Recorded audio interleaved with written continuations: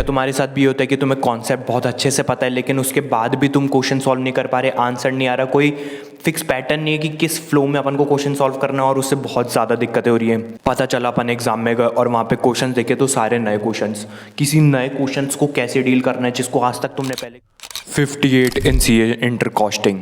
इस वीडियो में अपन बात करने वाले हैं कॉस्टिंग के लिए सबसे बेस्ट टीचर्स कौन से रहने वाले हैं। दूसरी चीज़, इंपॉर्टेंट चैप्टर्स अपने कौन से रहेंगे।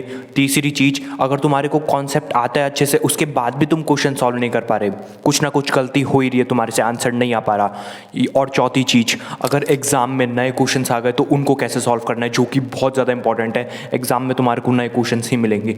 और अपनी लास्ट चीज़, मेरी तरफ से मैं कुछ स्टडी टिप्स तुम्हारे को कॉस्टिंग से रिलेटेड शेयर करूंगा जिससे तुम्हारे को सुन के ही मज़ा आ जाएगा और तुम उसे फॉलो करोगे, तुम्हारा रिजल्ट एक नेक्स्ट लेवल चल जाएगा।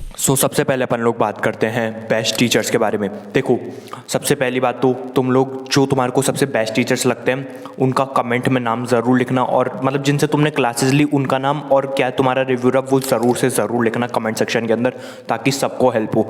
मेरे ओपिनियन के अंदर प्रणव पोपट सर कॉस्टिंग के लिए मेरे को बहुत ज़्यादा सूटेबल रखे। उनकी मैंने मैराथन वगैरह देखी थी रिवीजन के तौर पर, सो उससे बहुत अच्छे से समझ आ गया था। और कॉन्सेप्ट क्लियरिटी बेसिकली कॉस्टिंग का, सी से कॉस्टिंग, सी से कॉन्सेप्ट क्लियरिटी, ये चीज़ है कॉस्टिंग के अंदर। ये दिमाग में डाल लेना, ये कोई ऐसे मैं बता नहीं रहा, नॉर्मली दिमाग में डाल लो। अगर तुम्हारे को पास होना है कॉस्टिंग में तो सी से कॉन्सेप्ट क्लियरिटी ही चाहिए। अब बात करते हैं इंपॉर्टेंट चैप्टर्स फॉर कॉस्टिंग के बारे में। देखो, जो मैं चैप्टर्स के बता रहा हूँ ना, देखो आईसीएन ने सारे डाले तो सारे इंपॉर्टेंट है, लेकिन जो मैं चैप्टरों का नाम बता रहा हूँ ना उनको तुम्हें सबसे पहले पढ़ना है और रिवीजन भी उनका सबसे पहले करना है। अब इंपॉर्टेंट चैप्टर का मैं तुम्हारे को सारे चैप्टर बता रहा हूँ, उसको तुम इंटर में मतलब आपस में किसी को भी पहले करो, उससे कोई फर्क नहीं पड़ता, ठीक है ना। बस ये सारे इंपॉर्टेंट चैप्टर पहले होने चाहिए। देखो, सबसे पहले अपना रहता है ओवरहेड और एब्जॉर्प्शन कॉस्टिंग, 4 और 5 भाई बहुत ज़्यादा इंपॉर्टेंट। उसके बाद अपना रहेगा कॉस्ट शीट, देखो बहुत छोटा सा सिंपल सा है, वो पहले कर लेना, ठीक है। उसके बाद बताऊँ मैं प्रोसेस कॉस्टिंग, सर्विस कॉस्टिंग, भाई ये बहुत ज़्यादा इंपॉर्टेंट। उसके बाद अपने मार्जिनल और स्टैंडर्ड 13, 14 लिटरली इंपॉर्टेंट है। सबसे पहले तुम्हारे को ये चैप्टर्स कंप्लीट करने हैं, उसके और रिवीजन भी जब कर रहे हो ना तो इन्हीं चैप्टर्स का पहले करना है, और बाकी जो चैप्टर्स है उसके बाद तुम ये वाले कर सकते हो जो बचे हुए हैं, ठीक है ना। ये फ्लो रखना तुम्हारे। क्या तुम्हारे साथ भी होता है कि तुम्हें कॉन्सेप्ट बहुत अच्छे से पता है लेकिन उसके बाद भी तुम क्वेश्चन सॉल्व नहीं कर पा रहे, आंसर नहीं आ रहा, कोई फिक्स पैटर्न नहीं है कि किस फ्लो में अपन को क्वेश्चन सॉल्व करना है और उससे बहुत ज़्यादा दिक्कतें हो रही हैं। तो देखो, सिंपल सी चीज़ है।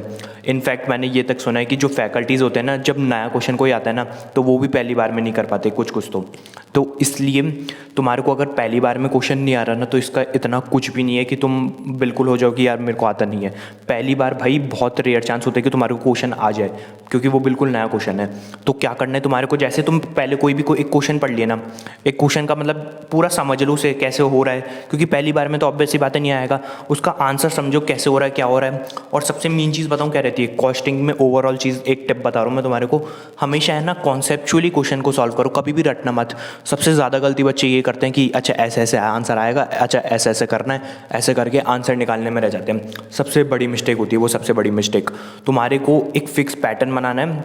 सबसे पहले तो कि रहता है ना तुम्हारा क्वेश्चन कैसे सॉल्व करे, एक जब भी तुम हमेशा कैलकुलेशन करो ना, हमेशा एक फिक्स पैटर्न बना लो कि यार मेरे को सबसे पहले मैं ये निकालूंगा, सबसे पहले मैं वर्किंग नोट बनाऊंगा, ऐसे ऐसे क्वेश्चन को सॉल्व करूंगा जो भी तुम्हारे बड़े क्वेश्चन आते हैं ना, जो भी बड़े नंबर आते हैं, ठीक है। अब देखो, तुम्हारे को पहली बार में तो क्वेश्चन आएगा नहीं, तुम पहली बार उस क्वेश्चन को जब समझ रहे हो टीचर के थ्रू या फिर किसी के भी थ्रू, तो उसको मतलब हर चीज़ पूछो, यार इसमें ऐसे क्यों नहीं करा, ऐसे क्यों नहीं करा। उससे क्या होगा, तुम्हारे को वो क्वेश्चन एक बार में तुम्हारे को टाइम लगेगा लेकिन वो फिर तुम्हारे को सच में आ जाएगा, और फिर दूसरी बार जब तुम उठाओ ना तो तुम्हारे को वो क्वेश्चन आ जाएगा, और उससे कोई सिमिलर क्वेश्चन उसके बाद तुम उठाओ और फिर वो करने की कोशिश करो। अगर वो तुम्हारे को आ रहा है ना, मतलब तुम्हारे को आ गया वो क्वेश्चन करना, ठीक है ना।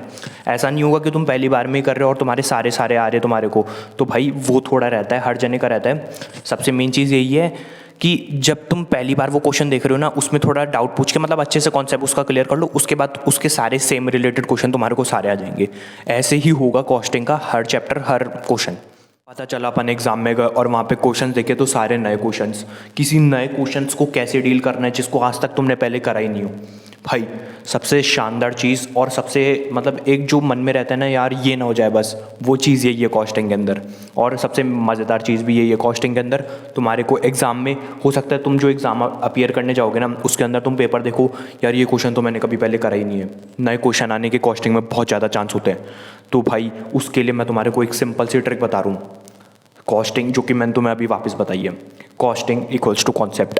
अगर तुम्हारे को सारे सब्जेक्ट में यही है, वो लोग ऑब्वियस सी बात है कुछ ना कुछ नए, तुमने मेरी देखी होगी ना हाउ आई ड्राफ्ट, मतलब हाउ ICAI ड्राफ्ट क्वेश्चंस, तो उसके अंदर भी यही है। ICAI क्या करता है, जो नॉर्मल क्वेश्चन है उसके अंदर एक नई एडजस्टमेंट ऐड कर देता है जो बच्चे ने कभी पहले करी नहीं होती, और जब जिनका कॉन्सेप्ट क्लियर होता है ना वो उसको कर जाते हैं। मतलब वो कॉन्सेप्ट से रिलेटेड ही होती है, बस वो ऐसी होती है जो तुम्हारे को क्वेश्चन उनका जनरली तुमने पहले देखा नहीं होगा या करा नहीं होगा, इसलिए। तो देखो कॉस्टिंग के अंदर अगर मान लो तुम्हारे को नए क्वेश्चंस मिल रहे हैं ना, तो समझ लेना थोड़ा, मतलब तुम चाहो ना तो उसको एक बार स्किप करके जो बाकी क्या है ना पहले वो कर लेना, क्योंकि नया क्वेश्चन है। अब उसमें ऑब्वियस सी बात है, जो तुम एग्जाम में दिमाग लगाओगे ना, हैंड टू हैंड एग्जाम में जो दिमाग लगाओगे, उससे तुम्हारे को उस टाइम में ही होगा कि यार मैं क्या सॉल्व कर पाऊंगा या क्या नहीं। अभी कोई कुछ नहीं डिसाइड कर सकता कि तुम वो क्वेश्चन सॉल्व कर पाओगे कि नहीं, क्योंकि उसके अंदर क्या एक घुमावदार चीज़ होगी। अगर वो तुम्हारे को एग्जाम में बैठे बैठे क्लिक हो गई तो तुम्हारा वो क्वेश्चन वो सॉल्व हो जाएगा।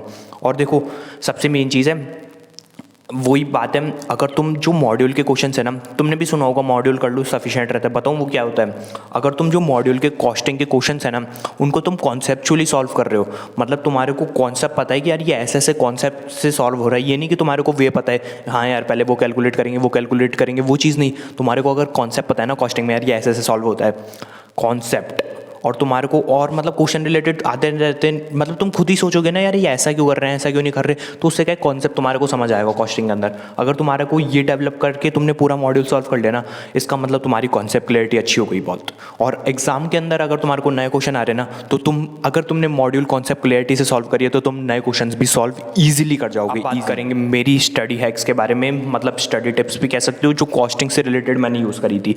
देखो बहुत ज़्यादा स्मार्ट वर्क और बहुत ज़्यादा रिविजन मैंने कैसे करा था। जैसे कोई भी अपने पास इलस्ट्रेशन प्रैक्टिकल क्वेश्चन वगैरह है ना, उसका क्या करा था, जो मैंने तुम्हारे को एडवांस अकाउंट्स में भी चीज़ बताई थी, जो कैलकुलेशन मेरे को नहीं आ रही थी या फिर एक क्वेश्चन के अंदर जो चीज़ घुमादार थी जिसमें मैं अटक सकता था, वो मैंने उसी क्वेश्चन के ऊपर लिख ली। अब मैं क्या अगली बार मैं क्या मॉड्यूल से रिवाइज कर रहा हूँ, मॉड्यूल से मतलब ऐसे कैलकुलेटर में सॉल्व कर रहा, हाँ ये ऐसा होगा आता है, और जैसे ही मैंने ऊपर लिख रखा है कि यार ये चीज़ इस क्वेश्चन के अंदर इंपॉर्टेंट है, तो मैं वापस उसको फोकस करके उसको देख लिया। 1.5 दिन के अंदर जाते हुए भी मैं ऐसे मॉड्यूल घुमा रहा कि कौन से क्वेश्चन है, तो क्वेश्चन के ऊपर जो सबसे मेन क्वेश्चन की जो चीज़ मेरे को नहीं आ रही वो मैंने ऊपर पढ़ी, मतलब लिख ली थी पहले, तो उसको पढ़ के अच्छा ये ऐसे सॉल्व होता है, ठीक है, तो वो क्वेश्चन मैंने वैसे रिवाइज करा। ये अपनी स्टडी हैक है, मतलब तुम ऐसे हर इलस्ट्रेशन प्रैक्टिकल क्वेश्चन के लिए कर सकते हो। इनफैक्ट मैं बताऊँ ना, स्टैंडर्ड मार्जिनल के इतने सारे क्वेश्चन थे, मैं तो प्रैक्टिकल क्वेश्चन मेरे थोड़े तो रह ही गए थे सॉल्व करना, क्योंकि वो इतने बड़े बड़े इतने अलग अलग थे ना, तो दिक्कत होगी। और एक चीज़ और है, ICAI है ना, कॉस्टिंग की जो तुम्हारे मॉड्यूल के इलस्ट्रेशन और प्रैक्टिकल क्वेश्चन है ना, इनमें से खूब क्वेश्चन आते भाई, मतलब अमाउंट वगैरह सब चेंज मिलेगा तुम्हारे को, और हो सकता है 1-2 नई वो लोग लाइनें इंक्लूड कर दे तुम्हारे को कंफ्यूज करने के लिए। तो भाई कॉस्टिंग के लिए तुम अगर सिर्फ मॉड्यूल भी बहुत अच्छे से करके जा रहे हो ना, बहुत अच्छे से क्या होता है कॉन्सेप्चुअली करके जा रहे हो, भाई इजी पास है, इजी पास की तो बात ही नहीं है, मस्त नंबर आ जाएंगे। बस ये है कॉस्टिंग के अंदर बताऊँ क्या है, तुम जितने ज़्यादा हो सके ना उतने ज़्यादा क्वेश्चन सॉल्व करो। सिंपल सी चीज़ है, तुम्हारे को सबसे पहले एक टॉपिक का कॉन्सेप्ट समझ लेना है और जितने ज़्यादा क्वेश्चन हो सके उतने ज़्यादा सॉल्व करने हैं। अब इससे क्या है, देखो कॉस्टिंग के अंदर तुम्हारे को मैंने सिंपल सी चीज़ बता रहा हूँ ना, एक कॉस्टिंग के अंदर तुम्हारे क्वेश्चन सॉल्व नहीं हो पा रहे, कुछ ना कुछ गलती हो रही है, तो तुम्हारा कॉन्सेप्ट वीक है। तुम्हारे को कॉन्सेप्ट पे मैं देखो इसके अंदर मैं तुम्हें अगर कॉस्टिंग से रिलेटेड एक सिंपल सी चीज़ बताऊँ ना, कॉन्सेप्ट और हर क्वेश्चंस को कॉन्सेप्चुअली सॉल्व करो, रटो मत। हर में डाउट वाउट पूछो कि यार ये ऐसे ऐसे करो, तो सिंपल से तुम्हारा कॉस्टिंग में इजीली हो जाएगा। ये अप्रोच रखोगे तो बाकी तुम्हारे को एक्स्ट्रा कुछ करने की ज़रूरत नहीं है। अब सुनो, ये जैसे कॉस्टिंग की वीडियो है ना, ऐसे मैंने 6 के 6 वीडियो डाल रखे हैं, यहाँ पे तुम्हारे को मैं प्लेलिस्ट का दे दूंगा, उसको चेक ज़रूर करना। और अगर अच्छी लगे ना वीडियो, कुछ अच्छा लगा हो तुम्हें नॉलेज, तो भाई सब्सक्राइब और लाइक ज़रूर से ज़रूर कर देना। तो यही था इस वीडियो के अंदर।